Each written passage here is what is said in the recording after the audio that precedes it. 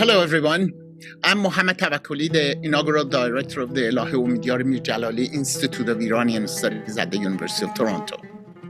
I welcome you all to today's session of the Zoroastrian Studies Seminar Series featuring Professor Kianoosh Rezania of Rohr University Bochum, who will speak on From Zoroastrian Cosmos to Abbasid Baghdad, a journey through Utopia and Heterotopia.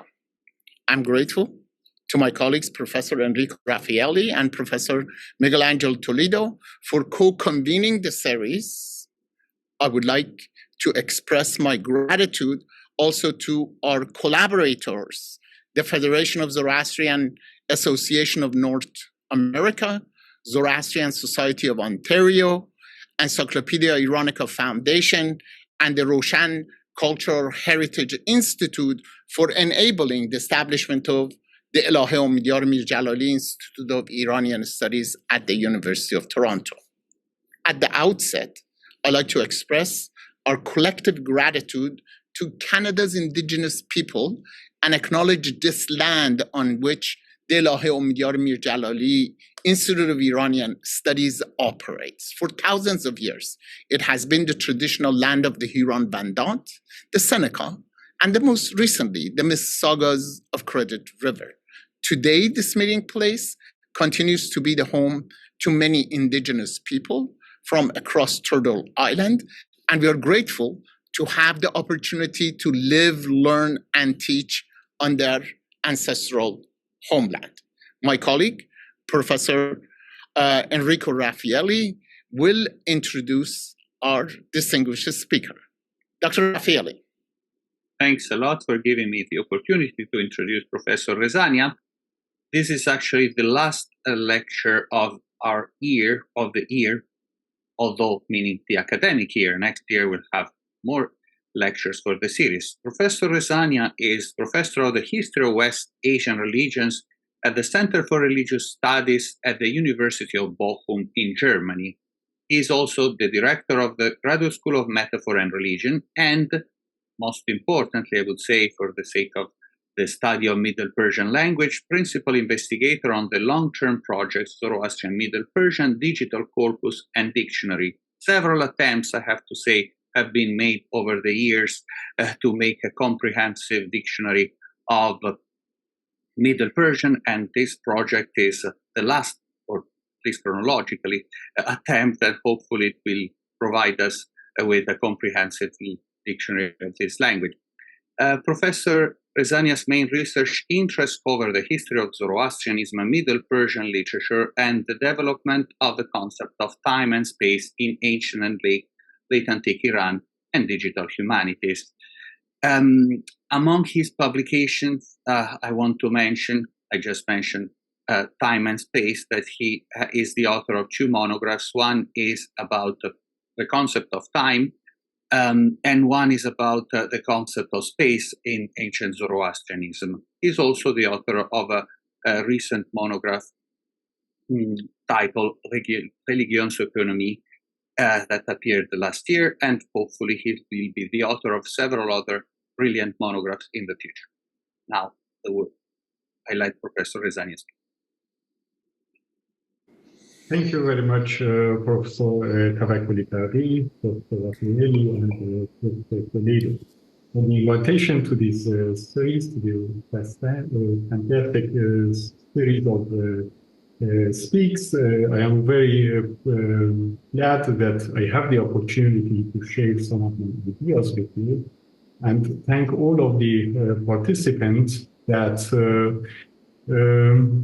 actually sacrifice their Friday evening for this talk. I share my presentation with you just a moment, and after that we can start. Okay. The history of imperial dynasties in West Asia is replete with examples of remarkable urban foundations. Two such instances stand out. Ardashir Huara at the emergence of the Sasanian dynasty, and Baghdad at the advent of the Abbasid Caliphate. In a recent publication, I endeavored to demonstrate the similarities and differences between these two cities, beyond the mere form of their surrounding walls as a perfect circle. The comparison led to the conclusion that Baghdad imitates the principles of a spatial representation established by Ardeshir Khouarraq, even where its spatial realizations differ from those of the Sasanian capital. This paper will attempt to provide an answer to the question of why these two emperors invested so much in funding such excellent cities. One can simply discern the answer in the demonstration of royal power or proclamation of the political program, as the scholarship currently assumes. I suppose that there is more than just a political dimension in the spatial order of these cities. By emphasizing their religious aspects, I seek to promote consideration of whether Baghdad has directly emulated Ardeshir Khouarraq or, alternatively, whether both cities represent or accurately instantiate a transcendent space. The answer to this question will lead us to the Zoroastrian cosmology and another Iranian ideal space, Imaz-Vara.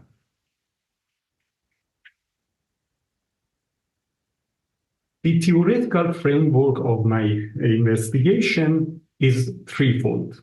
The first component is Michel Foucault's notion of heterotopia. In order to differentiate such spaces from simple real spaces, Foucault divides the spaces that are both connected and contradictory to real places into two groups. On the one hand, there are utopias. Utopias are sites with no real place. They are sites that have a general relation of direct or inverted analogy with the real space of society. They present society itself in a perfect form, or else society turned upside down, but in any case, these utopias are fundamentally unreal spaces.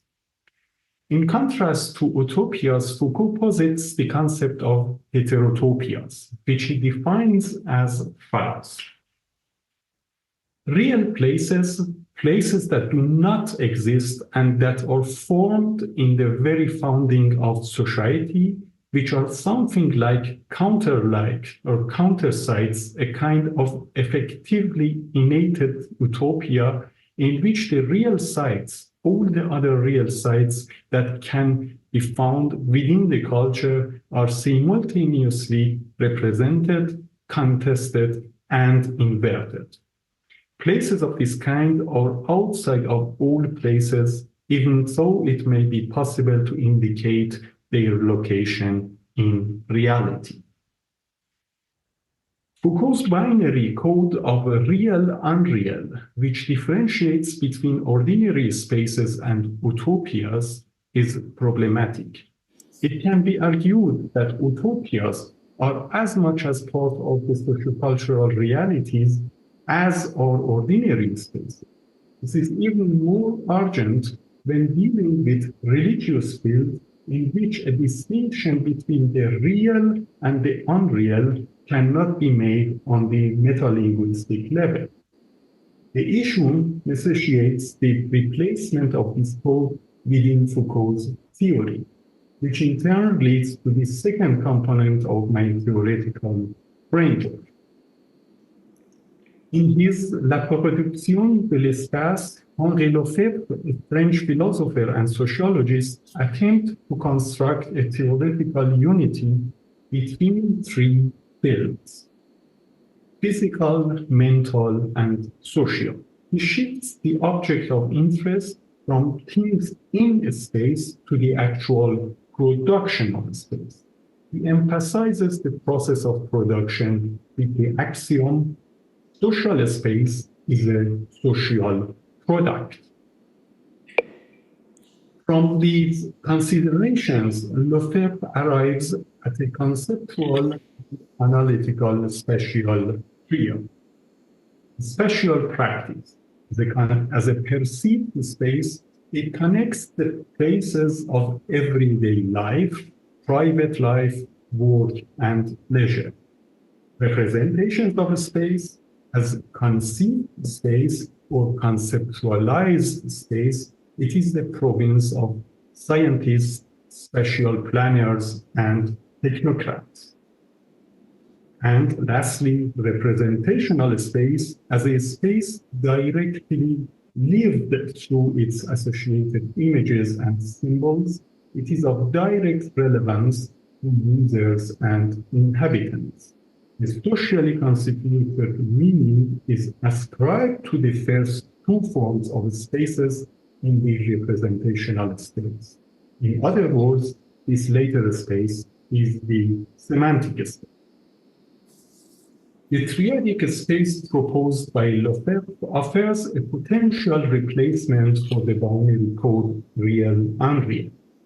Rather than considering the dichotomy of real-unreal or realized-unrealized, it is more fruitful to ascertain whether a spatial practice, a physical field, is involved in the production of the space in question.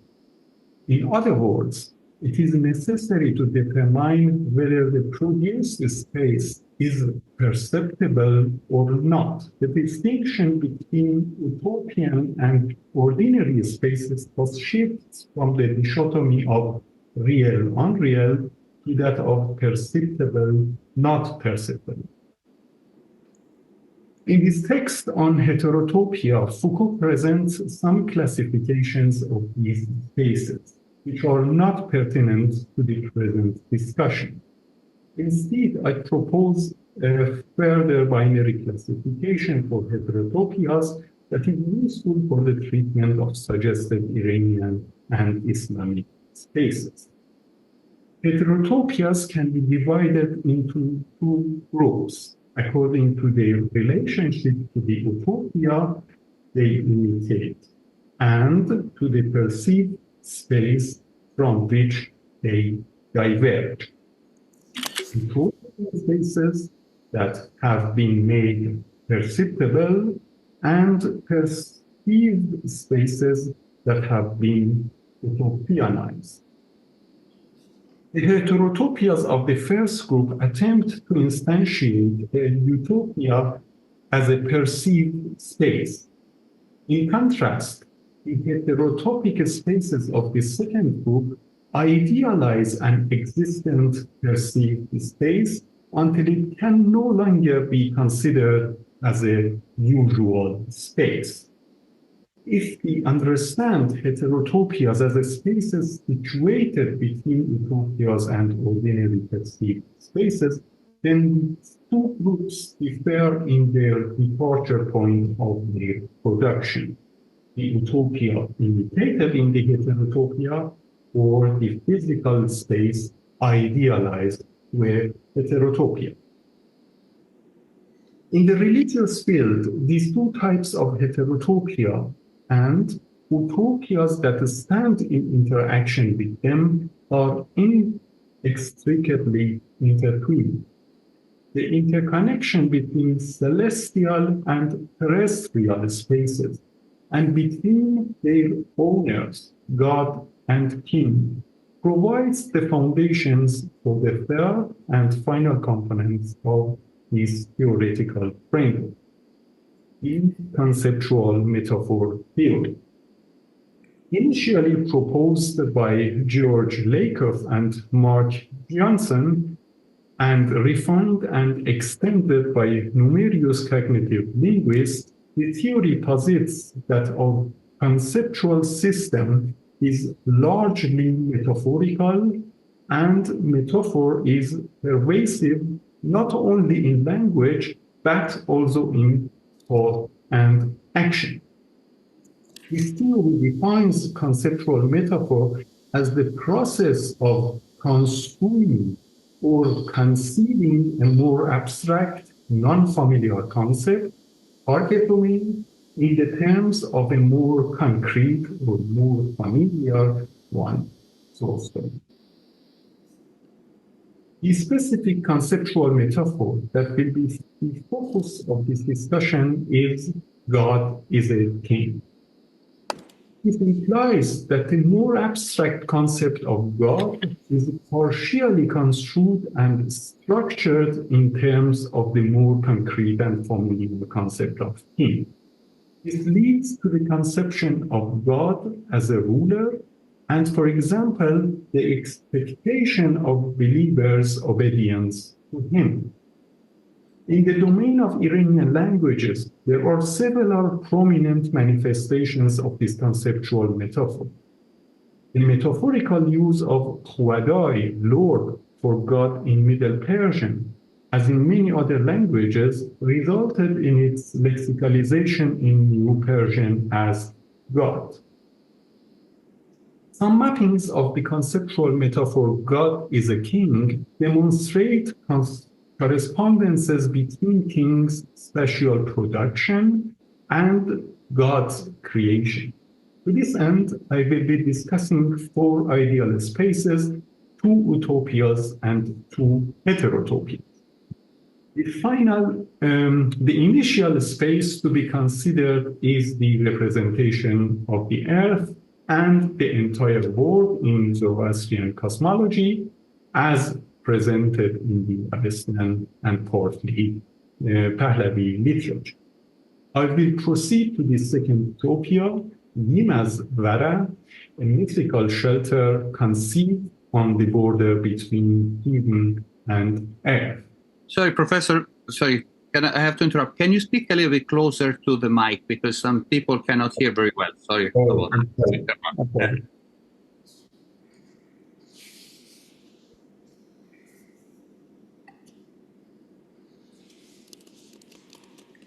I hope that now works better.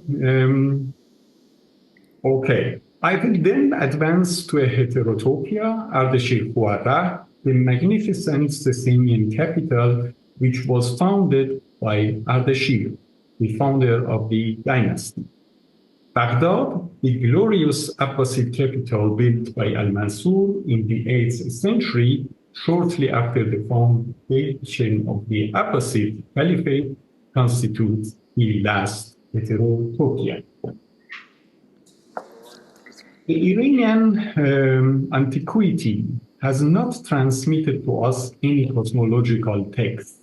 In order to study the ancient Zoroastrian cosmology, we are limited to the allusions to it in the Avestan texts.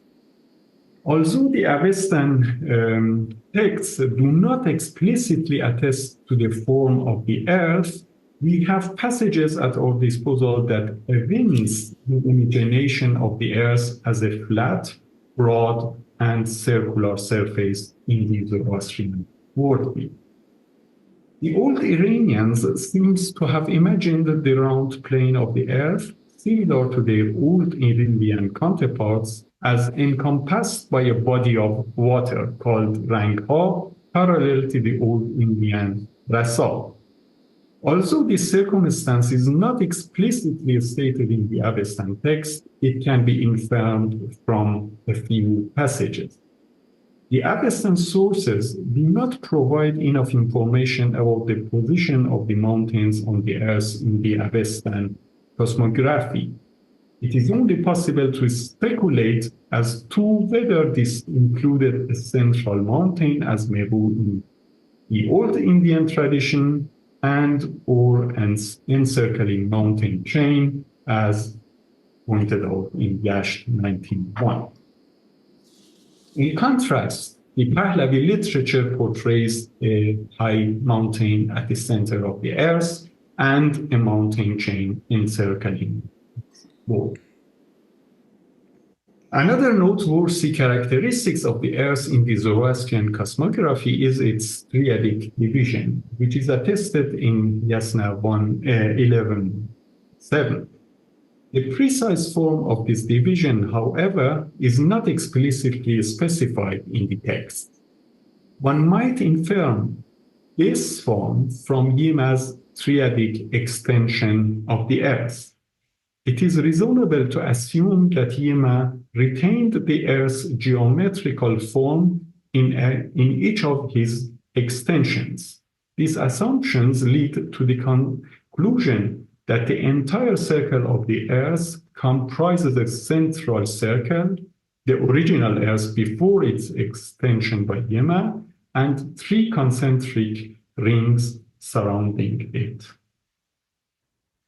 Prior to advancing from Yima's extension of the Earth to his construction of the Vara, it is worth noting that the cosmographic picture of the Earth is a dialectical production utilizing representations of space and semantic space. The spatial practice is merely included in this production.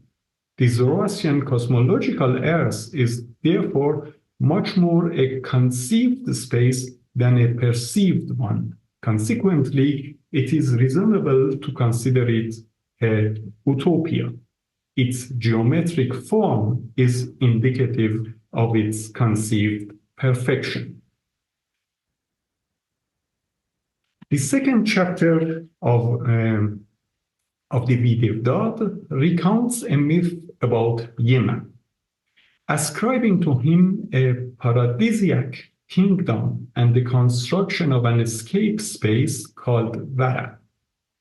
Before examining this later utopian space, it is inevitable to distinguish between the two historical periods, antiquity and late antiquity, in regard to Yima's figure in the Iranian mythology. His more negative portrayals in the late Zoroastrian literature, and specifically in the 9th and 10th century, and his ambivalent representation in the Avestan text. Bruce Lincoln's aptly shows that positive characterization of Yima goes in line with Achaemenian imperial program to represent the king as a savior who has to re-implement the prototypic paradisiac state in the immanent empire. Among Yima's actions that instantiate a sample of the perfect transcendent world on the immanent earth, I will focus here on Yima's construction of Vara to temporarily overcome the hard troubles of the immanent world at the end of his golden age. In my book on the Zoroastrian spatial conception, I discussed the architecture and spatial order of Vara, its function, place, form, and size in length. I will summarize the results here. A circle with a radius of 1.4 kilometers forms the base area of Vara, surrounded by a body of water. In accordance with Ahura Mazda's instructions, Yama divides his Vara into a central circle and a periphery encompassing three concentric rings. Furthermore, Yama constructs a series of passages per two in each concentric rings. Actually, the meaning of the term per two is not really here very clear, but probably the meaning passage fits at the best. 9 passages in the outer ring, 6 in the middle, and 3 in the inner one. This results in an almost radial concentric division of the base area, although the exact configuration of the radial alleys is uncertain. Yima populates each alley of the outer ring area with 1,000 individuals, each of the middle with 600, and each of the inner ring with 300. This results in a population density which shrinks from the outer to the inner ring. thereby establishing a hierarchical social structure. Consequently, it can be postulated that there is a discernible increase in social status from the outermost zone to the center. Moreover, it can be assumed that the central circle of Vara remains unpopulated or reserved for a limited group of individuals. The Zoroastrian Vara, similar to its ancient Indian counterpart, was likely conceived as a mountain cave situated at the summit of Ukaria, marking the border between the terrestrial and celestial realms. A rock therefore forms the roof of the area below Vara. Consequently, the entire three-dimensional Vara can be represented as a semi-ellipsoid. Accordingly, the architectural similarities between Yama's Vara and the earth and the sky created by Ahura Mazda can be observed as follows. The circular outline of the surface, the division into center and periphery, the triadic division of the periphery, the surrounding body of water, the stony dome over the surface, and the semi-ellipsoid-like three-dimensional surface. These similarities allow us to compare Yema's construction of Vara and Ahura Mazda's creation of earth and sky. Not only Yema's reinstantiation of Ahura Mazda's creation, but also its placement at the summit of Ukaria, at the border of the earth and the sky, represents Vara as an idyllic space. Its position and its reproduction of the cosmic space results in a partial fractal, whereby the spatial pattern of the cosmos can be found in a smaller scale within itself.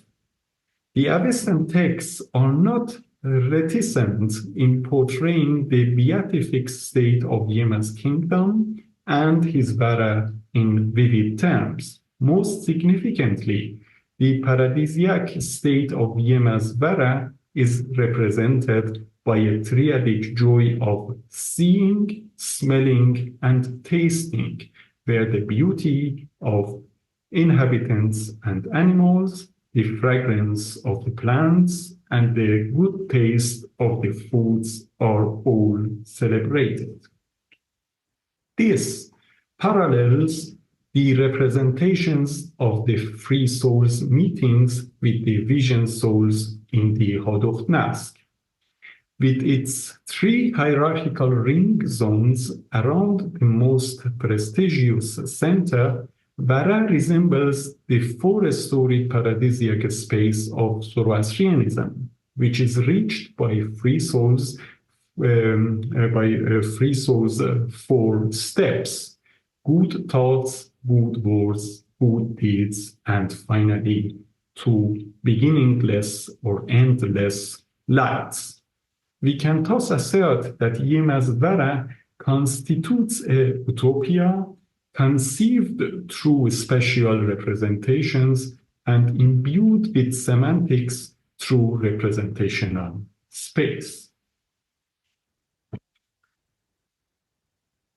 The archaeological excavations have yielded valuable insights into the architectural characteristics of Ardashir Khuarrar, allowing for a direct comparison with the two utopias previously described.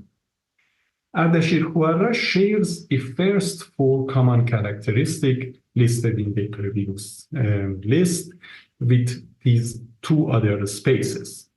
Moreover, Ardashir's and Yema's constructions have the following features in common: the radial concentric division of the periphery, an uninhabited center, the hierarchization of the ring zones with descending social status from the center to the periphery, and a surrounding enclosure. If we assume that Zoroastrian cosmography in the 3rd century included a high mountain in the center of the earth, Ukab, and a mountain chain encircling it, Harboz, these two features can be added to the list of shared characteristics between the structure of the earth and the architecture of Ardashir-Khuarrah. Another architectural features of Ardashir-Khuarrah is the presence of multiple surrounding walls. The Avestan equivalent of Old Persian paradaidan is attested as a hapax legomenon in Bigevdad 3.18, where it is used in the instruction for the discrimination of corpse keepers' places. Provided there is no textual contamination in this regard, the declination of the word paridaiza in the plural indicates that the selected plot should be encircled at least 3 times. The demarcation of Ardashir-Khuarrah from its surrounding area, as well as its triple enclosure, seems to have conducted in accordance with the Zoroastrian rules of demarcation. It is not my intention to place undue emphasis on this single piece of evidence. It is, however, striking that both Ardashir-Khuarrah and Baghdad, that we will see later, exhibit 3 surrounding walls, 2 enclosing the entire city and 1 encircling the city center.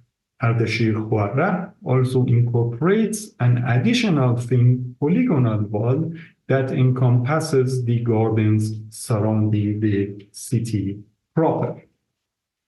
The most significant spatial characteristics of Ardashir-Khuarrah that renders it a heterotopia is its specific radial concentric division. The peripheral ring zone surrounding the city center was divided into 20 radial sectors. Consequently, the polygon of the outermost wall was 20 angled. The central circle beside the 20 radial sectors, or the center of the 20 angled polygon besides its angles, yield 21 areas or points in the city. The construction of an aqueduct wall outside the polygon wall, oriented precisely towards the center, resulted in 21 radii outside the polygon wall. The increased number of radii to 21 outside the polygon area indicates a conscious use of the number 21 in the layout of this city. This figure represents one form of the Zoroastrian perfect divisions, represented at the number of the words in the prayer of Navar, the most precise Zoroastrian prayer, as the number of books in the future Sasanian Avesta, and as the number of the names attributed to Ahura Mazda, in addition to his problem. Correspondingly, the architecture of the city represents the structure of the Zoroastrian sacred text. Dietrich made the case that Ardashir demonstrates his centralist agenda for the Sasanian dynasty to come in its capital. In light of Lincoln's assertion that the Iranian king bears responsibility for the re-establishment of the original perfection, Hooft's hypothesis should be extended that Ardashir-Khuarrah was also a reproduction of an original perfect realm, which restores the original unity in the form of concentric circles, distinguished from the mundane world by multiple walls, and thus a paradise on the earth.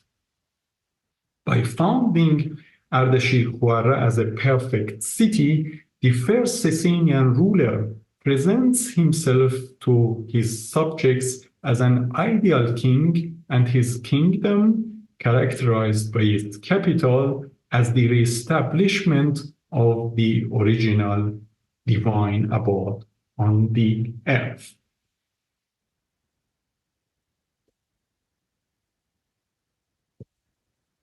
In the aforementioned forthcoming publication, which examines the architectural relationship between Baghdad's and Ardashir Khuarra's architecture, I identify 20 common features in the architecture of both capitals.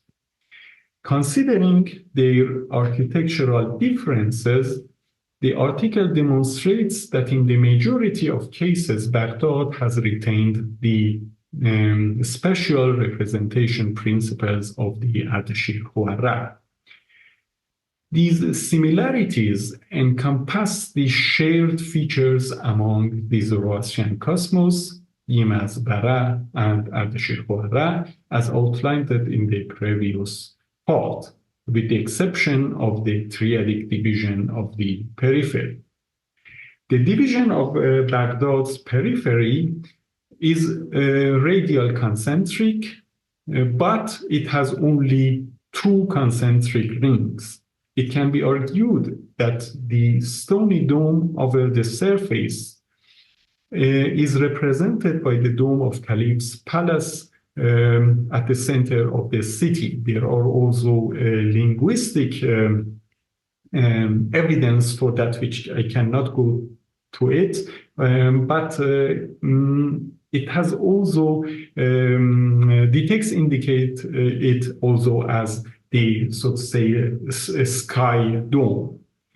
In this manner, the architecture design of Baghdad alludes to the Iranian cosmos, specifically the earth, through its circular outline, moats, surrounding walls, central tower, and its turquoise dome, which parallel the earth's plane, Rangha, Harbors, Hukar, and the stony sky.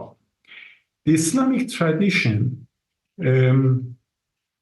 has incorporated some of these Iranian components into its cosmology. Harbors, the world encircling mountains, is represented in the Islamic cosmography as Mount Qaf. The material and color associated with Qaf, chrysolite or emerald and turquoise, tie it to the sky. Similar to Ardashir Khuarra, the layout of the religious sacred text was represented in Baghdad's architecture. Instead of the 20 radial divisions beside the center, total of 21 sections in Ardashir Khuarra, 113 towers were presumably erected on the enclosure wall of Baghdad. The 113 towers of Baghdad's wall, besides its central tower, may have symbolized the 114 surahs of the Quran. In doing so, Baghdad projects the structure of the Islamic heavenly book on the earth in a manner similar to how Ardashir Khuarra does it with the Zoroastrian sacred prayer. In this worldview, the structure of beatific spaces resembles the heavenly structure of the sacred texts.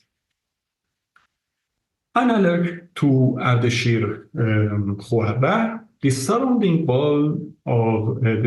walls of Baghdad produced a paradisiac space. It has been argued that the outer wall of the round city was probably not intended for defense, given that the inner wall was crenellated, higher, and stronger. If this assumption is correct, it can be inferred that the outer wall served a more symbolic than a protective function. The dearth of available sources, however, led us only to speculate. In light of the city's strong symbolic nature, It is, however, plausible to suggest that the total numbers of its walls probably connected it to paradise. None of the above-mentioned pieces of evidence proves the perception of or representation of Baghdad as an earthly paradise by itself alone. Considering them together, they demonstrate how the Muslim authors attempt to highlight its magnificence and its heavenly character, to represent it as a paradise on earth, in other words, a heterotopia, which makes God's paradise perceptible in the immanent world. There are a lot of narrations and also linguistic piece of evidence for the representation of Baghdad as a paradise, which I cannot go into that in this paper, but hopefully you can read it in the written form later. Hans-Peter Lorange compiled numerous examples of cosmic cities in his seminal work, Iconography of Cosmic Kingship. Despite the necessity for a re-evaluation of the data used in his survey conducted 70 years ago, there is no justification for rejecting his concept of cosmic city. The phenomenology of religion emphasized the importance of cosmic cities. Mir-Djalali posits the sacred places recreate an image of the cosmos. Territories, cities, and temples reconstruct celestial archetypes. This phenomenological view on political and religious spaces requires a revision, however.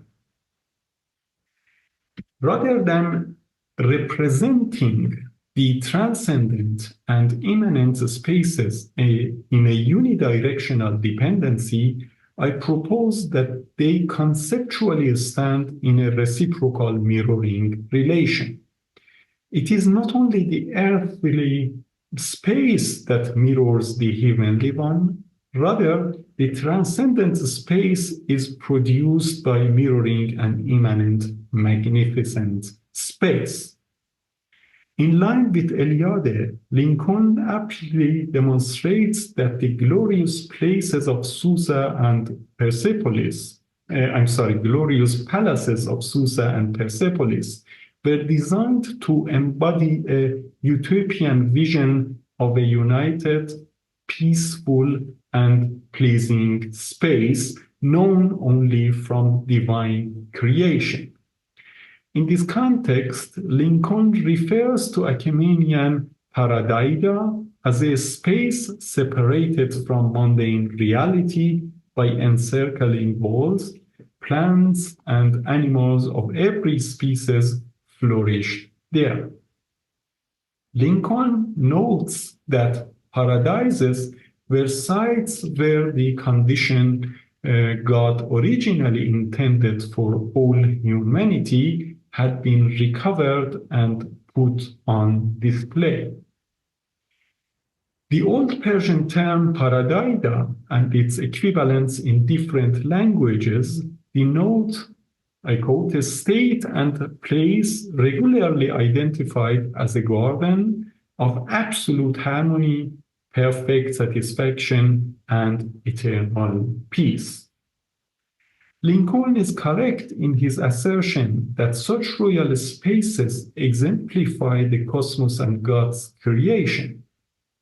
With regard to the concept of paradise, however, Lincoln's assumption regarding the Achaemenid palaces is more applicable to the Sasanian and Abbasid heterotopias. The relationship between Achaemenian gardens and God's paradise were inverse, as Jan Bremer astutely depicts.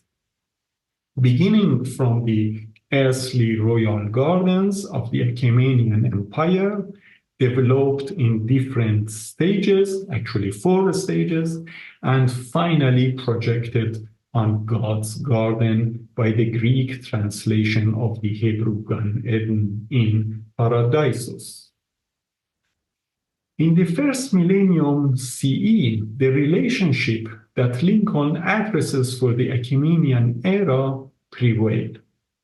As his Achaemenian predecessors, Ardashir reproduces the transcendent cosmological space, which exists only as a conceived and semantic representational space, as a perceived space in the immanent world. As his Sasanian forerunners, Al-Mansur reinstantiates divine creation in Baghdad. Both emperors exhibit the divine plan as represented in their sacred texts in their cities. The mapping between God's abode and the king's pleasant space is evidently present in the Sasanian and Abbasid periods. A Parthian Manichaean text narrates Mani's encounter with a Sasanian ruler, Mir-Shah, presumably Shapur's the first brother. He had a garden very fine and wonderfully spacious, the like of which no other man had ever possessed.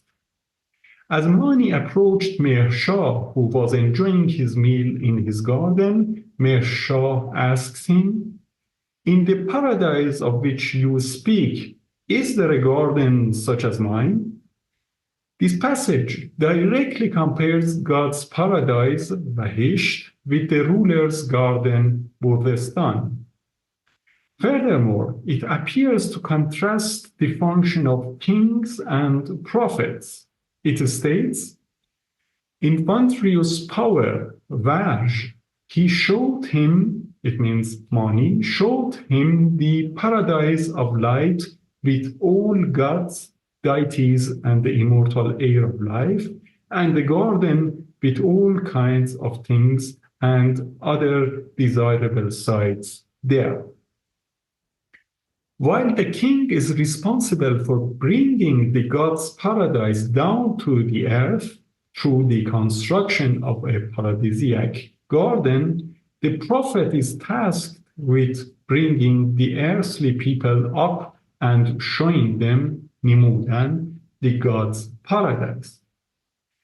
The king presents the God's utopian paradise through a heterotopia, while the prophet presents it through a paradisiac vision. The Iranian tradition values the both communicational means of the king and the prophet. Manichaeism, however, depreciates the king and his function.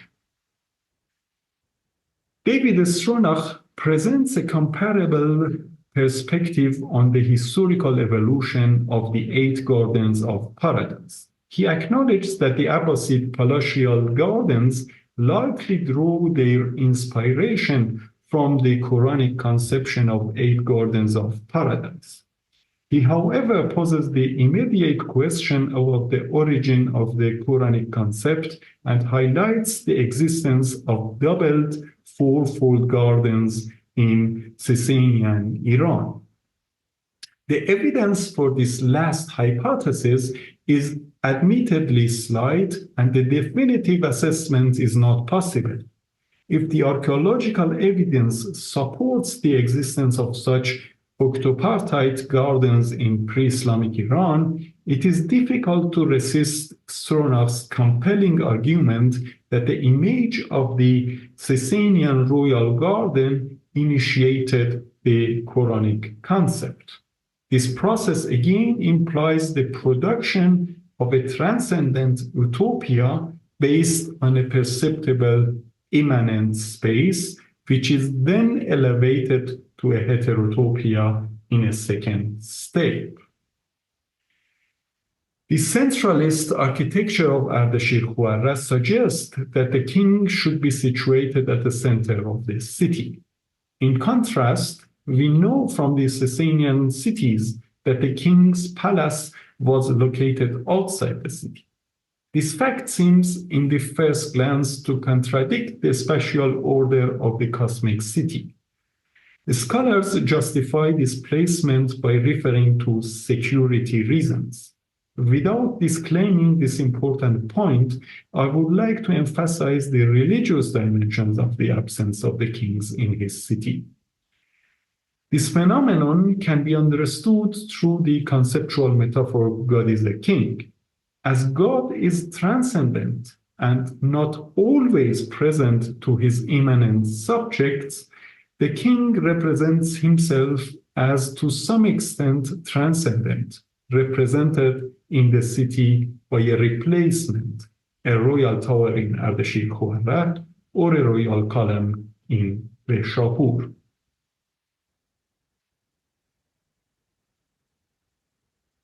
The preceding discussion elucidated the interrelationship between four extraordinary spaces, the Zoroastrian cosmos and Yemazbara as Utopia, and Ardashir Khuarra and Baghdad as Heterotopia. The Zoroastrian cosmology presents a perfect picture of the cosmos. It is not possible to ascertain the origin of this utopian production. In other words, it is impossible to determine which terrestrial spaces have been used as models for the creations of this utopia. As the Abbad of Ahura Mazda, this utopia served directly or indirectly as a model for the three kingly productions. As a prototypical king, Yima reproduces Ahura Mazda's utopia in its center.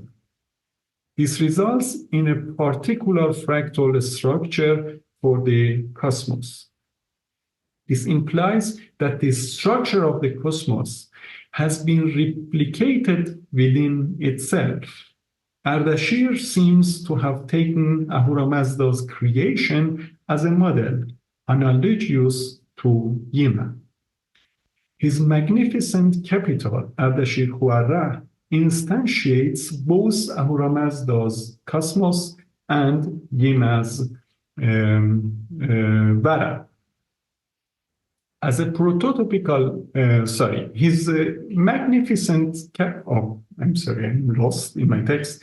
As a legitimate king, he repeats the actions of the prototypical king of his tradition and simultaneously exemplifies the actions of its superior god. Ardashir produces a perceived space based on utopias, which were produced through representations of space and representational space. In doing so, he produces a heterotopia that makes an utopia perceptible. Baghdad seems to strictly follow the special rules of Ardashir Khuarra. As a reproduction of a heterotopia, it does not merely reproduce a perceived space, it also reinstantiates the Zoroastrian utopias. In a manner analogous to Ardashir Khuarra, Baghdad is thus not merely a capital for a new dynasty. It is the exemplifications of God's perfect abode in a perfect city. The time of Ardashir Khuarra as a perceived space was limited. At a certain point in the history, either before the foundation of Baghdad or after that, the city ceased to be a heterotopia and became a utopia. Since this moment, the historical sources have reproduced the utopian Ardashir Khuarra by resorting to the known Baghdad and projecting some of its special aspects onto Ardashir Khuarra. the transitions between these four utopias and heterotopias parallel those between the celestial and the terrestrial paradises. The later paradises, these terrestrial paradises, were initially tangible, perceived spaces which kings and aristocrats have statically idealized. They thus became utopianized as perceived spaces. These gardens served as a model for God's garden, both in terms of a spatial representation and linguistic convention. Since the advent of this utopia, the terrestrial paradises became once again heterotopias, albeit in a form of utopian spaces that were made perceived. Thank you very much for the. Thanks a lot for this extremely interesting presentation, and I personally look forward to seeing the results of your research published. Now, my colleague Miguel Ángel Andrés Toledo will take over and moderate the discussion. We'll have a few minutes.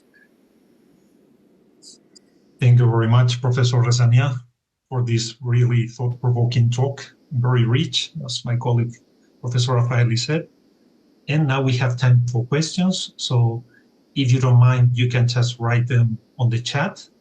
And we have a question by Hila Singh. Is Paradaida equivalent to the Avestan concept of fraciocarity? Actually, not directly.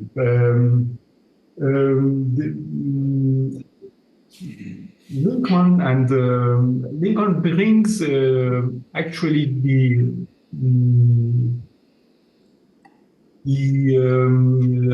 Achaemenian palaces, the Achaemenian paradises, as an instantiations of this pressure on the wall. That is, in this way, they are connected from the point of view of Lincoln, so that there is a final fraciocarity on the level of, on the religious level and on the transcendent level, and the Achaemenid king has to instantiate it in a limited space in paradise, in a terrestrial paradise for the people on the earth.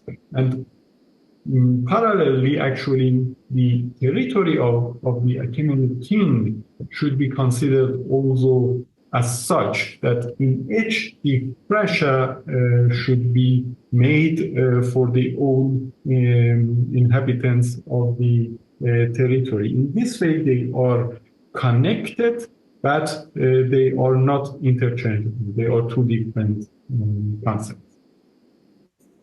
Thank you very much. Now, Professor Pouchariati, you can unmute yourself. I'm sorry, if you don't mind, I just talk a little bit to Kianoosh. Thank you so much, Kianoosh, for an excellent talk. It was really fascinating, and I am, it's with much trepidation that I am offering perhaps an alternative point of view. If you could kindly go back to your cosmography, Zoroastrian cosmography, with the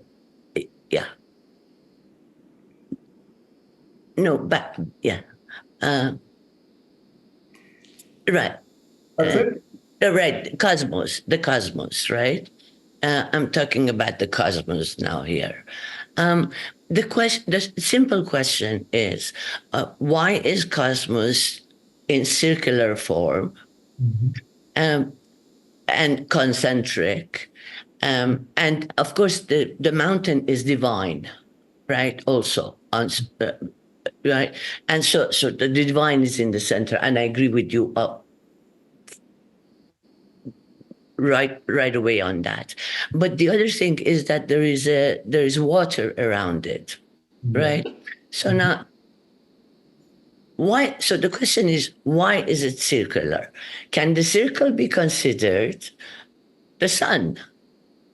and the water around it can be considered apamnapat.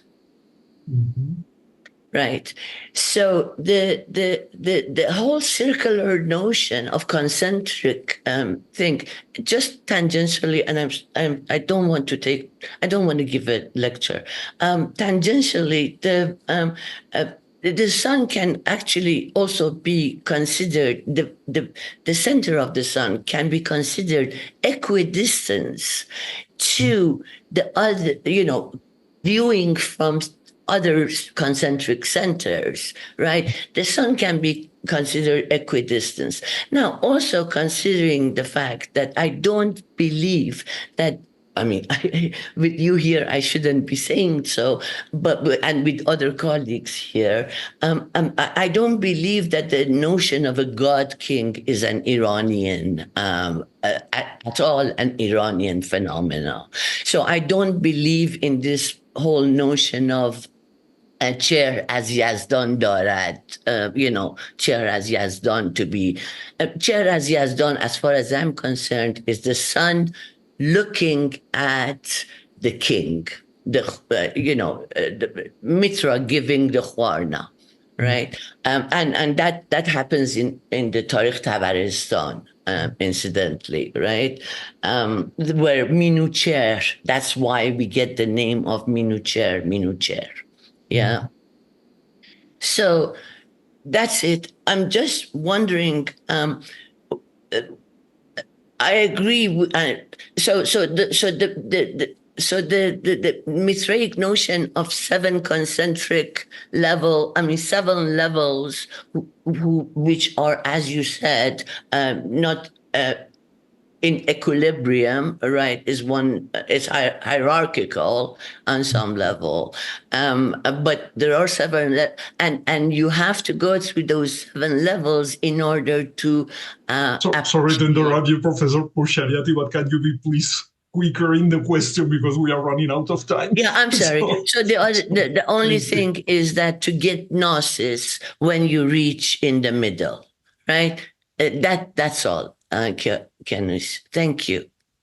Thank you very much for the question. I think that the representation of all of these spaces as in circular form indicates the perfection. Actually, the aim is to highlight them as perfect spaces. So in this way, you can consider this ideas for that, and I do not want to think only monocausal in this way, but probably the most important things, and specifically in the implementations of these cities, the circle implies their perfection. Thank you very much. We have time for very few questions. The next is by Dr. Kultitz. She says, I wonder how the Dahma, the Tower of Silence, fits in this pattern. Being very similar in construction, round, with wall around, divided into hierarchizing sections, empty center, but at the same time a place for the NASA, for the corruption of the corpse. It could have been this form to give the most evil a frame according to the order of the cosmos. Thank you very much for the question. That's important. Actually, as I pointed also for the Pyridaiza in Avestan, actually it has been used for the demarcation of impurity. So in this way, the Paradaiza does not specify always a paradisiac space. It specifies demarcation, a specific form of demarcation. Actually, demarcation not through distance, but through putting inside a surrounding air in a closed area, in closeness. That is important for the Zoroastrian concept. And that is, we have to point out that actually this round form of Dachma is a very late development in Zoroastrianism. Actually, it goes back to the medieval Zoroastrianism. Nevertheless, we see the same concept here, so that the impurity is put inside a closed area, and also here as a perfect form, in the form of a circle. So actually, that is the concept of demarcation in Zoroastrianism. Thank you very much. And we have time for a last question by Katsuyo Motoyoshi. I find it interesting that the paradise and cosmos is perceived as enclosed and privileged space, demarcating cosmos order with outside chaos. Is there any information of what they thought exists outside the wall? Mm-hmm.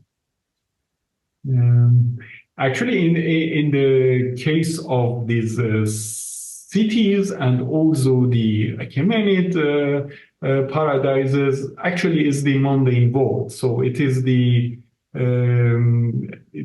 demarcation is between the ordinary space and the, so to say, the heterotopia in my terms. So in this way, in the case of these heterotopia, we know what is the outside of that. But in the case of the cosmos, actually, I don't know, but I can assume that there is nothing outside this cosmos, that the cosmos is the idea of the cosmos is the wholeness, that the entire existence is included actually in this cosmos. And we see this similar idea also in the Vara, that to support the existence before this terrible winter, actually the whole existence goes inside the Vara for a limited period of time. In this way, actually, we have to assume that for these utopias, it includes the whole existence. There is nothing outside of that. But for the heterotopias, it is the demarcation of glorious space from the mundane space. Thank you very much. There is still some information by Karen Pinto about the medieval Islamic maps in her book, but of course I just leave the audience if they want to click and check the publication and so on. And with this, we are done. And thank you very much again, Professor Kianoosh Rezania, for this wonderful talk, for closing this academic year Zoroastrian Seminar Series lectures. And thank you also for the audience for being here, for the stimulating discussion and all your questions. And we look forward to seeing you in the next academic year with new speakers and very interesting topics for sure. I leave the words to Professor Mohammad Tabakolitapi, and thank you very much to also my colleague, Professor Rafaeli, and all people in the audience. Thank you. Thank you, Dr. Rezania, for your learned presentation on variety of spaces, particularly focusing on Zoroastrianism. And thank you, everyone, for your continued support of our Zoroastrian Studies Seminar Series. And we look forward to seeing you again sometime in early September. Enjoy the summer. Thank you very much. Thank you. Dr. Rezania. Please. I just have a question. I was wondering, I work on space and variety of space, heterotopia, utopia, and I was wondering whether this sort of cosmic space on Earth that you talked about, you cannot refer to it as cosmotopia. So you have heterotopia, utopia, and cosmotopia. and cosmotopic, heterotopic, cosmotopic, utopic, cosmotopic. Cosmotopic is the behesht, so on earth. And maybe using a concept like that, it will sort of put you beyond Lefebvre and Foucault and bring in a different category. We have, for example, the